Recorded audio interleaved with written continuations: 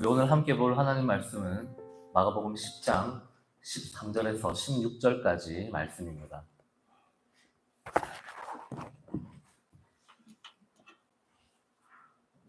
마가복음 10장 13절에서 16절까지 말씀입니다.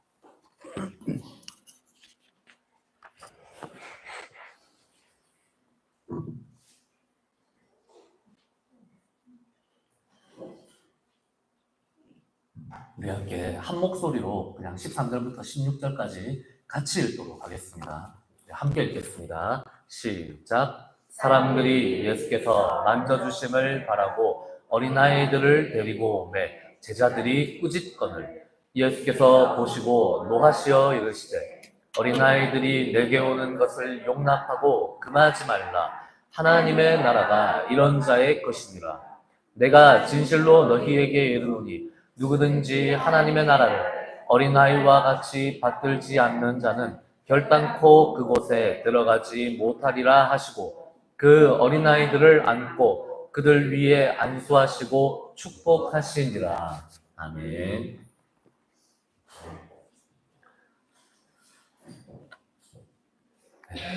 오늘은 제가 그다지 좋아하지 않는 날입니다.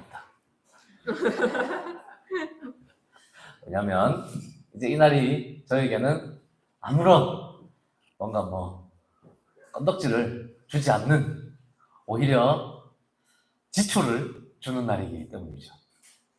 우리 부모님들도 아마 저와 비슷한 마음이실 거라 생각합니다. 이게 참 저는 이 우리나라의 이 행태가 이해되지 않는 것이 왜 어린이날은 빨간 날 줬으면서 어버이날은 왜 빨간 날을 주지 않는가? 정말 불만이 아닐 수가 없습니다. 이것은 어버이들에 대한 차별 대우가 아닌가 하는 그런 생각을 해봅니다. 제가 이번 주에 사실 이 마가복음 10장 13절부터 16절 본문을 가지고 이 어린아이들을 위한 나라, 아이들을 위한 나라라는 제목으로 사실은 이 본문, 이 마가복음의 어떤 이야기를 조금 주해를 중심으로 해서 설교를 짰지만 오늘 아침에 이 교회로 차를 운전해서 오는 와중에 그런 생각이 들었어요. 이 내용을 바꿔야 되겠다. 가끔씩 그런 날이 있습니다. 매주 이러면 이제 목사 할 자격이 없는 사람이죠. 매주 이렇게 되면 이건 이제 나쁜 사람인데 진짜 가끔씩 그런 날들이 있어요. 딱 어떤 특별한 마음이 딱 드는 날이 있습니다. 준비했던 설교보다는 좀 더 지금 우리에게 좀 더 필요한 이야기가 더 적실할 것 같다라는 그런 생각이 들 때가 있습니다. 근데 이제 그럴 때는 잘 해야죠. 지혜롭게 이렇게 잘 판단을 해야 되는데 그래서 오늘 이제 약간 주회적인 어떤 부분을 조금 줄이고 좀 오늘날 우리가 직면하고 있는 우리 사회의 어떤 모습들에 대한 이야기부터 우리가 좀 같이 나눴으면 좋겠다는 그런 생각이 들었습니다. 제 생각을 이야기하는 것이 아니라 사실 설교 시간이라고 하는 것은 우리가 인정하든 인정하지 않든 어쨌든 하나님의 어떤 공적인 말씀이 우리 예배 공동체 가운데 선포되는 시간이잖아요. 그죠? 그래서 마음이 조마조마합니다. 제 생각을 또 이야기를 할까봐 조마조마하는데 우리가 같이 좀 우리 아이들에 대한 이야기를 같이 좀 나눠봤으면 하는 그런 마음이 듭니다. 오늘 우리 일단 본문 이야기를 그래도 먼저 잠깐 보자면요. 굉장히 쉬운 내용이죠. 우리한테는 어떻게 보면 굉장히 익숙한 내용이기도 하고 또 내용 자체가 사실 그다지 어려운 내용은 아닙니다. 그렇죠? 어린아이들을 예수님 앞에 데리고 온 사람들이 있었어요. 이 사람들의 마음은 예수님이 우리 아이들에게 좀 안수해주고 이렇게 축복해줬으면 좋겠다라는 그런 마음이었습니다. 우리도 약간 그런 심리가 우리 안에 좀 있는 것 같아요. 꼭 그것이 어떤 종교인들, 특별히 목사님들한테 아이들 데리고 가가지고 안수기도 받고 축복받고 한다는 그런 느낌보다도 왜 우리가 좀 흠모하는 사람이 있으면, 우리가 좋아하는 사람이 있으면 내가 그 사람하고 만나고 사인 받고 사진 찍는 것도 물론 좋은 일이 될 수 있지만 우리 아이들 데리고 가가지고 또 그 사람에게 이렇게 인사도 좀 시켜주고 그 사람하고 이렇게 얼굴도 마주하게 해주고 그러고 싶은 것이 사실 부모의 마음이거든요. 대표적인 게 우리 사직 야구장에 가면 파울볼이나 홈런볼이 나왔을 때 항상 이 사람들이 외치는 아주 악랄한 단어가 있죠. 아주라라는 단어입니다. 아주라. 그 아주라 좋은 거니까 애를 주라는 말이죠. 사실 그게 저는 또 어떻게 보면 부산 사람들의 좀 따뜻한 그런 감성을 대변하는 그런 대표적인 표현이라고 생각을 해요. 좋은 거는 아이에게 주는 게 맞다라는 그 마음. 사실은 이 마음이 오늘날 우리 가운데 많이 사라졌기 때문에 우리 사회가 점점 각박해지는 게 아닌가 그런 생각도 사실 들 때가 있거든요. 그 당시 예수님 당시에요. 이렇게 행동한 것은 사실 그렇게 이상한 건 아니었습니다. 왜냐하면 그 시대 당시 사람들의 마음 가운데 어떤 이런 심리가 있었냐면요. 이건 이제 실제로 기록에도 나와 있는 이야기인데 어떤 유명한 랍비, 좀 영적으로 굉장히 권위 있는 사람에게 자녀를 데리고 가서 축복을 받는 것이 그 시대 사람들에게는 굉장히 당연한 일 중에 하나였습니다. 어떻게 보면 오늘날 우리랑도 좀 비슷하죠. 그렇죠?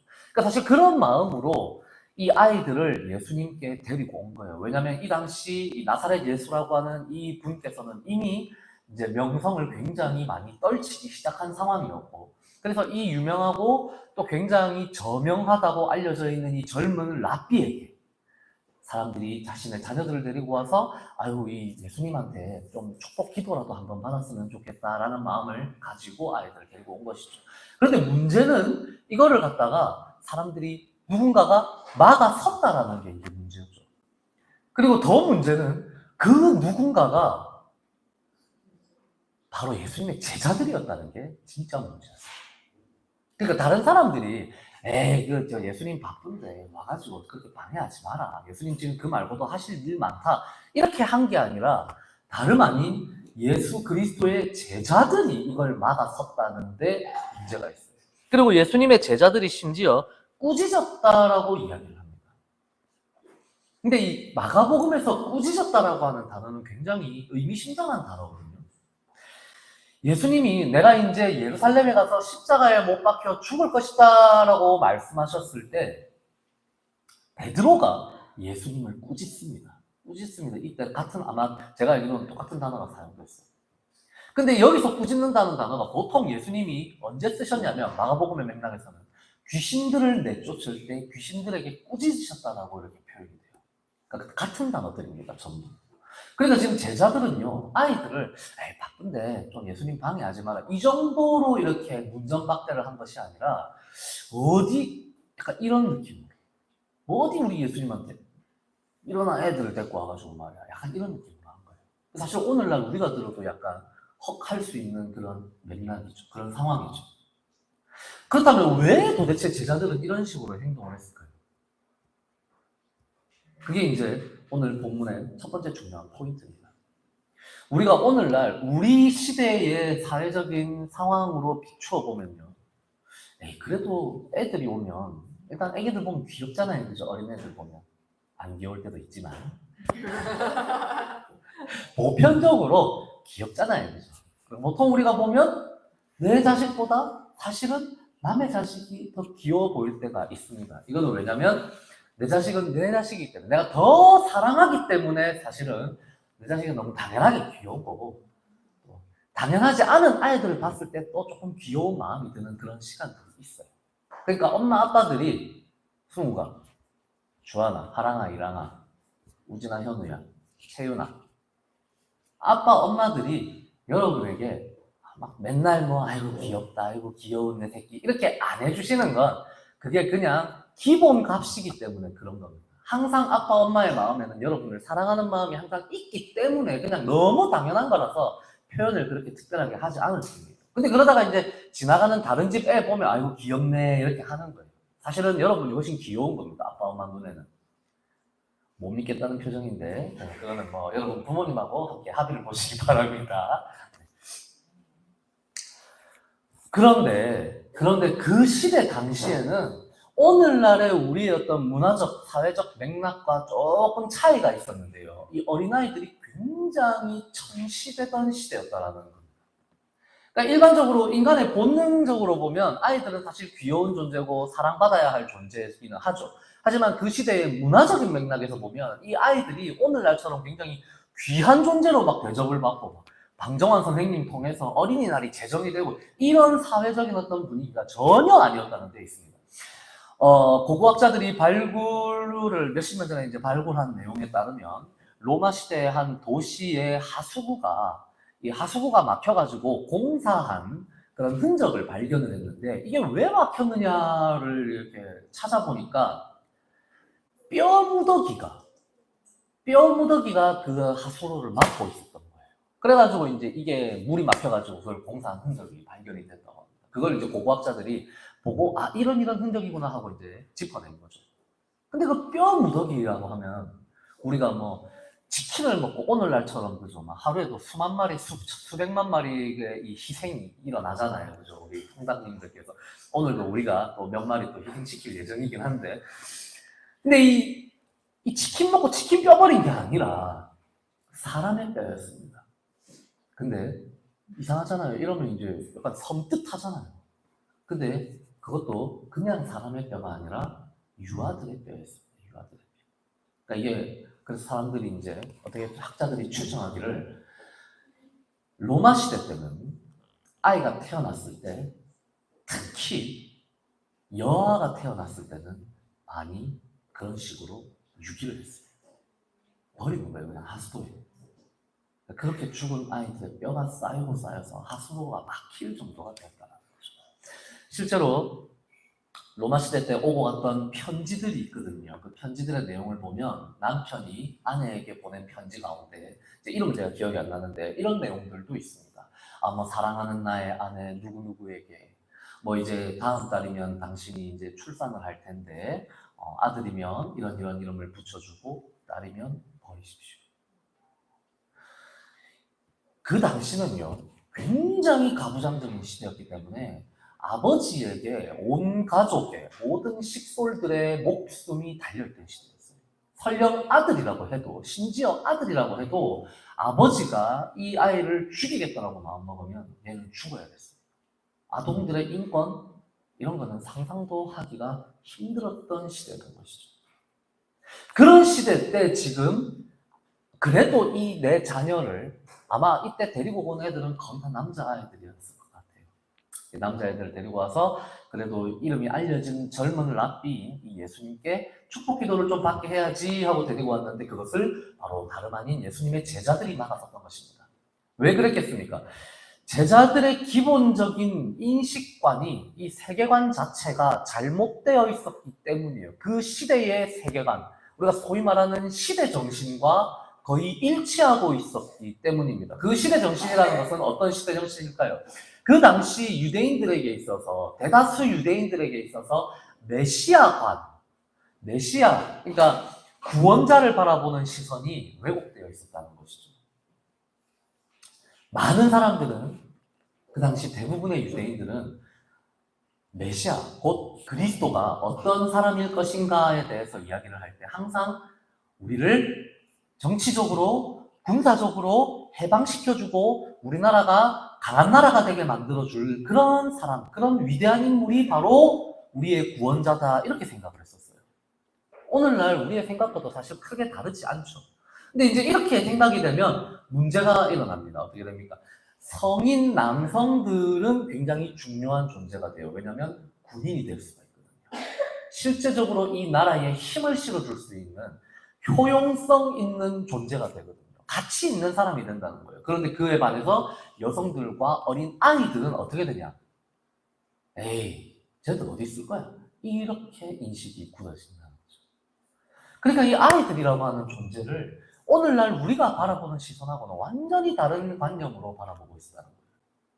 이 효용성과 가치, 인적 어떤 그 재산의 가치로만 인식을 했던 것입니다. 그러니까 어린아이들이 오니까 제자들 어떻게 생각하는가? 아, 우리 선생님 바쁘신데 애들한테까지 그렇게 할애해 줄 시간은 없다. 아이들에게까지 그렇게 우리 예수님이 주실 시간이 없다라고 제자들이 생각을 한 거예요. 그러니까 그걸 막아서면서 꾸짖기까지 한 겁니다. 그런데 그 모습을 보시고 예수님이 어떻게 하십니까?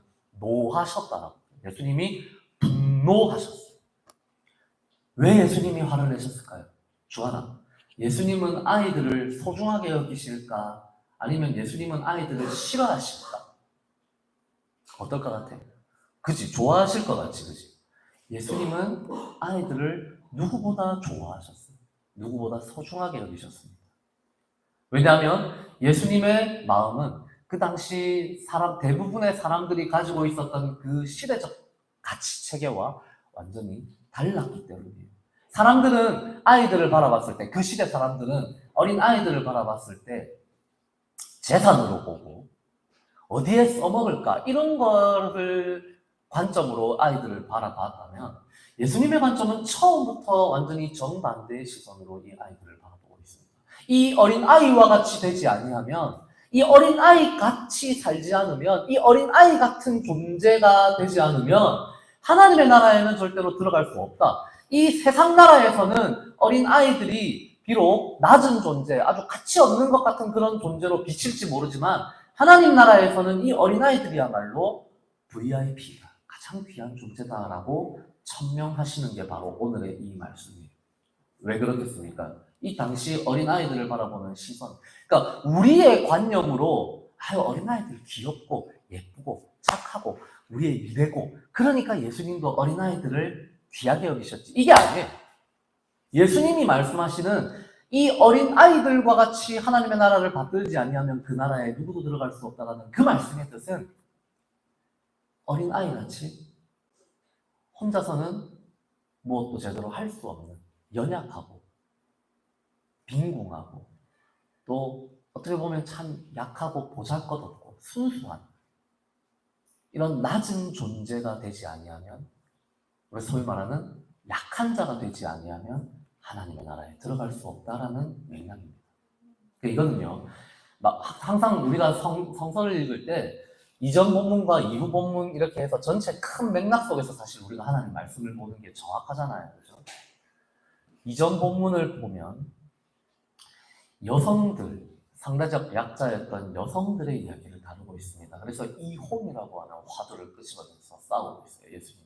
그리고 그 이후에 보아도 또 사회적 약자들에 대한 이야기를 다루십니다. 그래서 굉장히 큰 틀에서 보면 약자들에 대한 문제를 예수님이 사실은 다루고 계시는 그런 장면들이에요.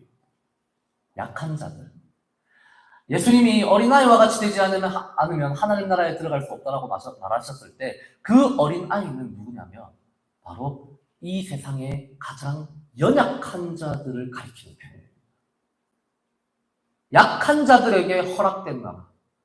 약한 자들이야말로 그 나라에서 주인 행세할 수 있는 나라가 바로 하나님의 나라라는 것입니다. 세상 나라와는 완전히 정반대의 나라죠. 힘 있는 자들, 돈이 많은 자들, 권세를 가진 자들, 영향력이 있는 자들이 이 세상 나라의 주인 노릇을 한다면 하나님 나라에서는 그것이 역전된다는 겁니다. 하나님 나라에서는 그런 자들이 힘을 쓰지 못하는 것이다라는 겁니다. 어린 아이와 같은 자들이 오히려 이 나라의 주인이다라고 예수님은 말씀하십니다. 여러분, 이제 우리가 오늘 우리나라도 마찬가지고 우리 사회의 이야기를 우리가 잠깐 생각을 해봤으면 좋겠어요. 제가 며칠 전에 지하철을 탔습니다. 저는 이제 복싱장 출근할 때 항상 이제 버스 타고 남포동 나가가지고 남포동에서 지하철 타고 부산대까지 가요. 그러다 보면 이제 별의별 사람들을 다 보게 돼 있죠. 뭐 혹자는 서울 지하철 1호선이 제일 빌런이 많다고 하는데 제가 봤을 때는 부산 지하철도 막 못지 않습니다. 희한한 사람 많아요. 지하철 타고 있으면 어떤 때는 인간에 대한 혐오감이 막 생기려고 할 때가 있어요. 근데 이제 최근에 한 2번인가 뭐 학교들이 그런 무슨 시간이 있었나 봐요. 저기 서면인가 어디서 타가지고 학생들이 우르르 타는 거예요. 제가 보니까 중학생 같아요. 한 중1 아니면 초등학교 한 6학년 정도 되는 아이들이 우르르 타가지고 교대역에서 또 우르르 내리더라고.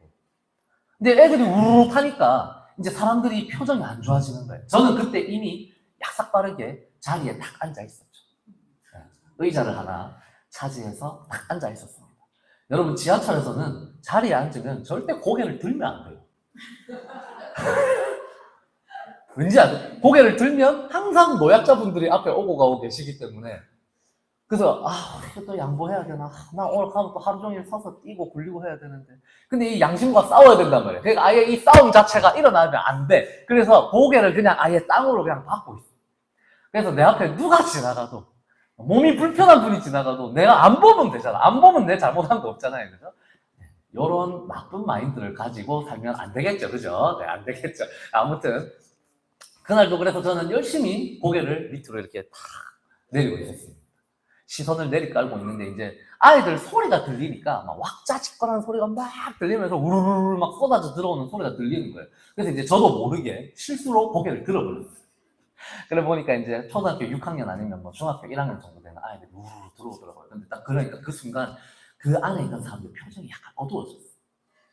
왜 그랬을까요? 안 그래도 자리 없고 좁은데 일단 우르르 몰려 들어왔으니까 싫겠죠. 그리고 애들이 또 시끄럽잖아요. 사실 들어오면 자기들끼리 막 왁자지껄 떠드니까 이제 좀 이제 그게 싫었나 봐.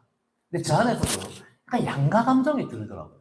그래서 좀 조용히 가고 싶은데 라는 마음과 그러면서 딱 어떤 생각이 같이 하나가 들었냐면 요새 애들이 얼마나 귀한데 출산율이 0.6%지 않습니까? 지금 우리나라가 0.6% 출산율이면 흑사병 돌 때보다 더 낮은 출산율입니다.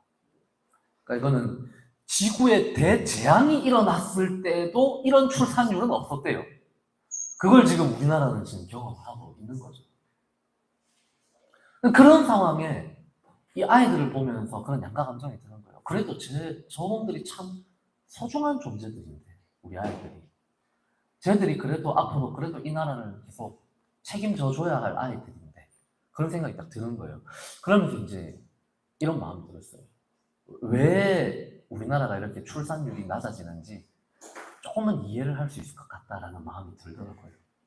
아이들의 떠들고 막 난리치고 사고치고 하는 그걸 우리가 용납하기가 점점 어려워지는 그런 마음들을 우리가 가지고 살아가고 있는 거예요. 옛날에는 사실 그런 게 좀 덜했던 것 같아요.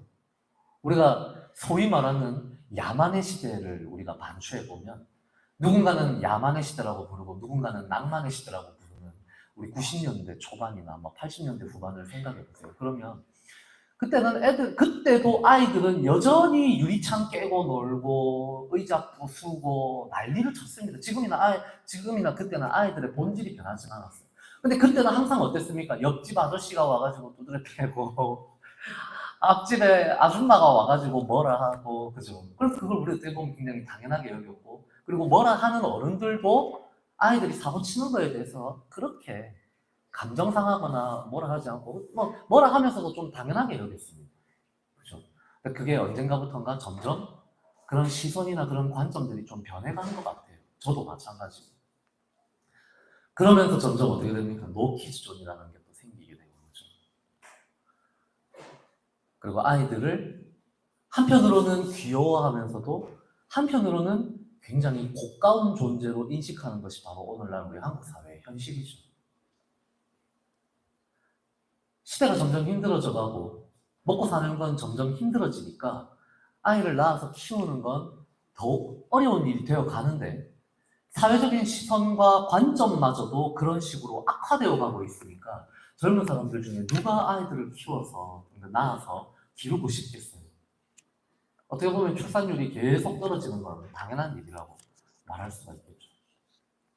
그런데 그런 어떤 시선이나 그런 관념들의 이면, 그 아주 깊은 기저에 그 바닥을 우리가 들여다보면 우리 사회가 점점 변해가고 있는 이 인식의 바탕에도 마찬가지로 예수님의 제자들이 가지고 있었던 바로 그 인식이 동시에 자리 잡고 있습니다.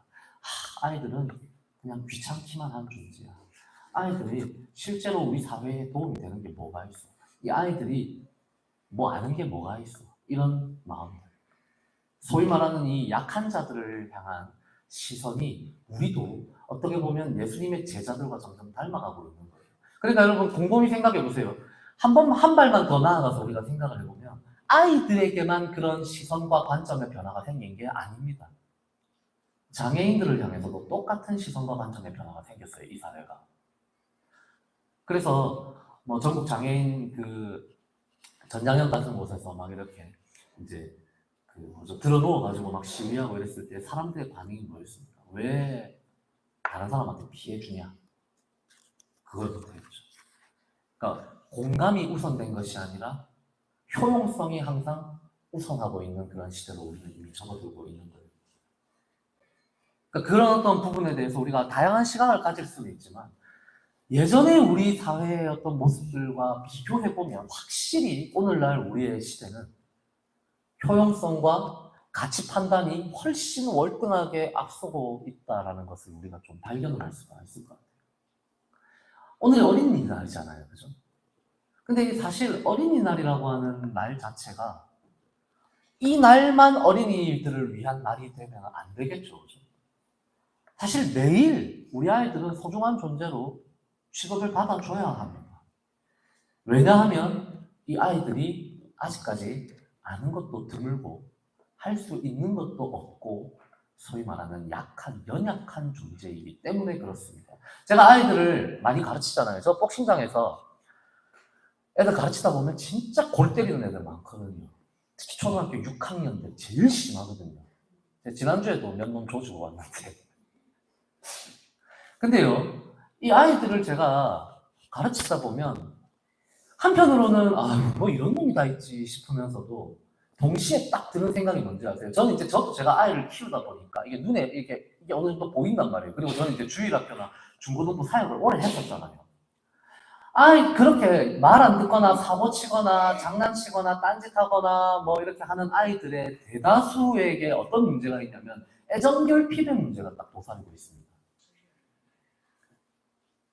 그러니까 애정결핍인 애들은요, 막 그렇게 막 난리치고 말 안 듣고 막 이 수업 분위기 흐리고 이렇게 하는 게 사실은 그 깊은 마음 깊은 곳을 들여다보면 나를 좀 한 번만 더 봐달라는 그런 마음이 움직이고 있어요. 제가 그걸 딱 깨닫고 나서는 아이들한테 절대로 감정적으로는 절대 뭐라 못합니다. 그러니까 애들도 그걸 아니까 제가 막 지금 엉덩이 발로 주차하고 막 뒤에 넥슬라이스로 뒤통수 풀어갈기고 막 이렇게 하면서도 막 어제보다 오늘은 더 못생겨진 것 같다고 칭찬하고 막 이래도 애들은 굉장히 좋아해요. 그리고 그러면서 몇 달 지나고 나면 점점 변합니다. 애들이 말을 듣기 시작하더라고요. 제가 하고 싶은 말은 뭐냐면 아이들을 위한 나라는, 그러니까 우리가 바꿔서 말하자면 하나님의 나라는 약한 자가 주인이 되는 나라입니다. 약한 자를 위해 돌아가는 나라입니다.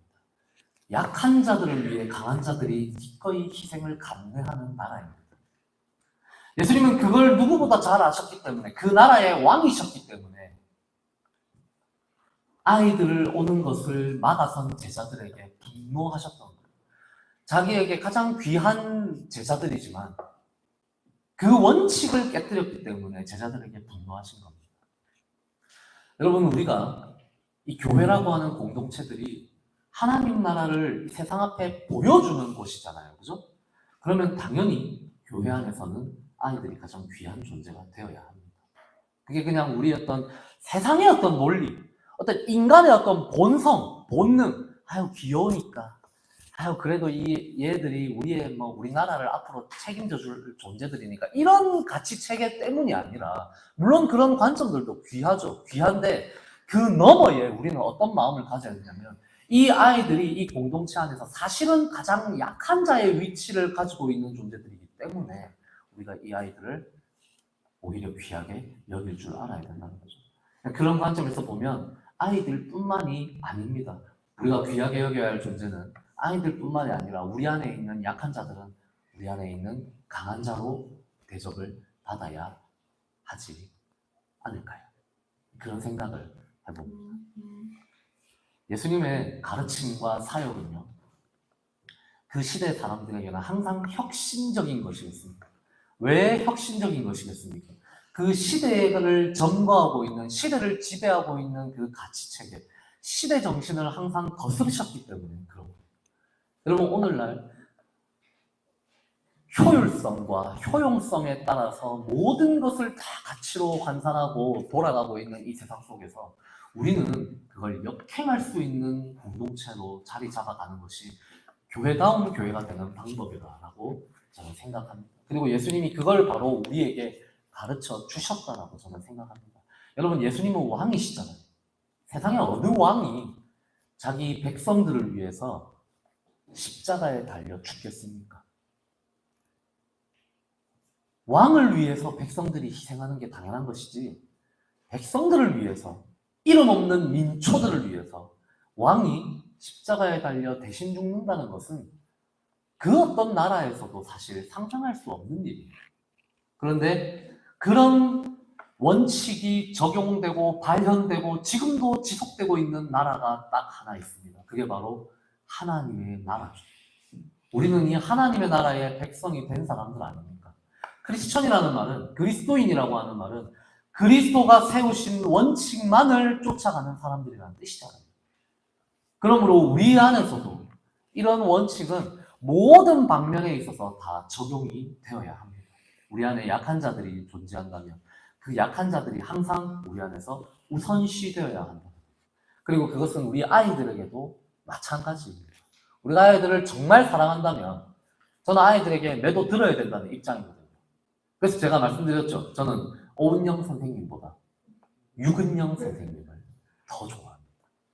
유근영이 누군지 궁금하시다면 나중에 유튜브로 검색해 보시기 바랍니다. 그리고 저를 욕하지 마시기 바랍니다. 그런데 아이들을 훈육하는 것과는 별개로 우리 아이들을 위한 많은 배려가 언제나 교회 공동체 안에 반드시 필요합니다. 우리가 지금까지 생각을 한번 해보세요. 아이들 예배 시간이 대다수의 교회들에서 어떤 시간으로 배치되어 있었는지 한번 곰곰이 생각해 보세요. 제가 이 생각하니까 좀 웃기더라고요. 보통 주일학교 시작 시간이 유치부나 초등부가 오전 9시 아니면 10시 막 이렇게 시작됐거든요. 근데 어른들 예배는 보통 11시 정도 시작하잖아요. 그죠? 예배가 이제 하나만 있다고 생각한다면. 그게 왜 그렇겠습니까? 골든타임은 어른들이 가지는 거예요. 골든타임은 어른들의 것이고, 그 골든타임을 제외하고 남는 시간이 아이들에게 분배되었기 때문에 일어난 현상입니다. 여러분, 아이들도 아침에 일찍 일어나는 거 힘들어요. 우리는 더 힘들 수도 있겠지만. 그런 걸 생각하면, 우리가 항상 입으로는 다음 세대 해왔지만, 실제로 우리가 다음 세대를 정말로 잘 배려해왔던가? 우리가 이 아이들을 우리 안에 있는 가장 약한 자로, 그래서 가장 소중한 존재로 우리가 정말 여기고 있었던가 하는 반성을 하게 되죠. 오늘 우리가 어린이 주일, 또 어버이 주일을 맞이해서 이런 생각을 우리 안에 다시 한번 반성해봤으면 좋겠습니다. 그리고 앞으로도 우리가 광야교회가, 또 우리가 교회가 계속해서 앞으로 진행시켜 나갈 이 사역의 방향성에 있어서도 우리 아이들에게 좀 더 초점을 더 우리가 잘 맞출 수 있는 그런 공동체로 우리가 함께 자라갈 수 있기를 사랑하는 주님의 이름으로 축복합니다. 함께 찬양하겠습니다. 너의 하나님 여호와가